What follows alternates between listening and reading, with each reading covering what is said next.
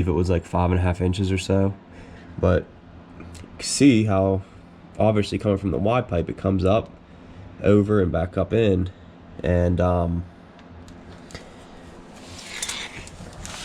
here's where the 3-inch one was.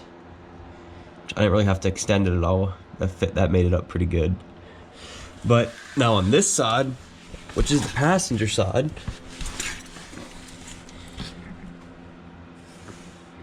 you can see all kinds of ghetto going on here.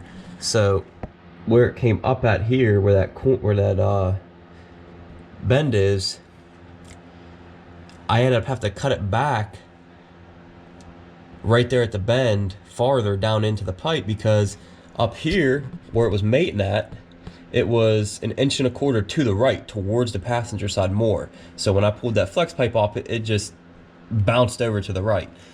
So I had to cut it back right about here where this weld is. I had to cut it back. I believe it was almost 4 inches I had to cut it back to get it to be parallel with where this V-band meets up at. And then I had to put just a small, and it's kind of hard to see under here, put a small pie cut here with a straight piece and then another straight piece, and welded this on about, like I said, 5 inches or so back from where it originally was mounted. But I mean, now everything's mounted up pretty damn good. It bolted up perfectly. I don't know if you guys can see this on the camera from where I'm at, but there is literally only about 1/8 an inch between where my drive shaft and this W brace meets the that resonator. I believe that's a resonator, unless it's another muffler. But yeah, so I had a fun time with all that, and I'm not too worried about it though. Everything's fixable. That's what the welder's for in the first place. And as I was crawling around underneath the car, I kind of realized that initially when I replaced the clutch and everything, I had this whole motor out. I cleaned everything up really good. Replaced like every O-ring, every gasket that I possibly could in the motor so it would not leak any oil, because I know these things are notorious for it. So I started replacing everything. And one thing that I had done is I put these oil catch cans on here to try and bypass all that gunk in my intake manifold. So it was leaking pretty bad right where the PCV comes out here on the passenger side. That thing just threads out. So basically I just put some nylon tape on there, fixed that small leak there. But as I was climbing underneath the car, I kept realizing that there was small little spots of oil here and there, but I couldn't figure out where it was coming from. So I was crawling around on the floor just trying to figure out exactly, pinpoint where it was coming from, because it was leaking off of a bunch of other pieces. Like it was running down the header, it was running down the side of the block. So I finally pinpointed it, and basically the brand new valve covers I put on there, which I didn't buy OEM. I ended up going to AutoZone and just buying some of the Felpro gaskets because I was kind of in a pinch and just needed them to put the motor back in right away and get it running again.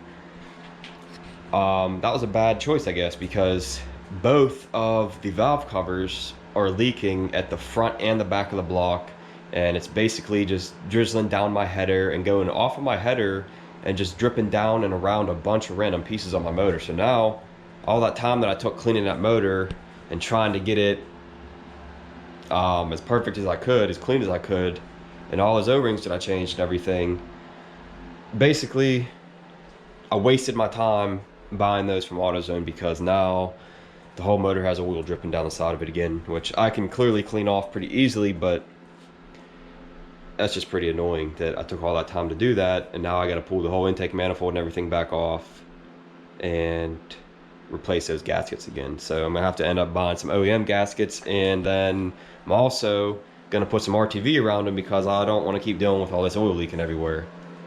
It's already bad enough that these things burn oil. I don't want it to be leaking and burning oil, because who knows how long I'll make it before I run out of oil. But the exhaust is done, so I can finally get it here out of my garage and get some room to work, because like I said, there's really not a lot of room in here. But exhaust is done. Got a cart for my TIG. Just got to build something on the back here. Maybe go get another. I might just do one little center wheel underneath of the bottle if I can. A little caster wheel underneath the bottle instead of putting two on each side. Just anything to basically get the bottle on the back of there. But yeah, I got a new toolbox. Now I got a bench grinder. Well, I kind of have a bench grinder. It's in a bunch of pieces right now, but slowly getting there, getting some tools together in this garage, and I'm super happy about it.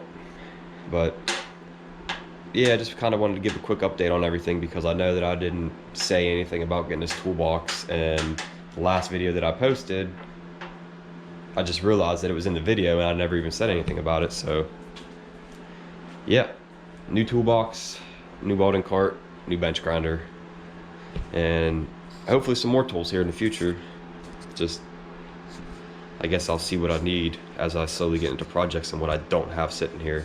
Another thing that I really could use is probably a set of torches. I know I got hoses and regulators and stuff here out in the job box, but I don't have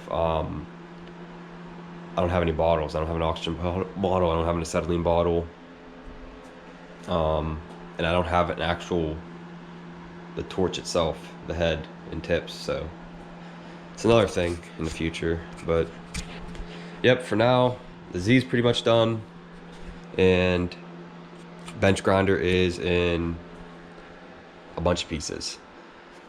And like I said, I've never tore one of these apart, so I'm not really 100% for sure what I should be exactly looking for as far as that noise goes. When I started this thing up, I don't know if it was just the bearings or if it was this piece here somehow, just the way it was rubbing around this magnet here. I mean, I'm not really sure what that noise was, but I'm hoping that if I can get these bearings apart and lube them up good and fix that shaft, and get this thing painted up good, once I put it back together, I'm hoping that noise just kind of goes away, which it's a lot of hoping, but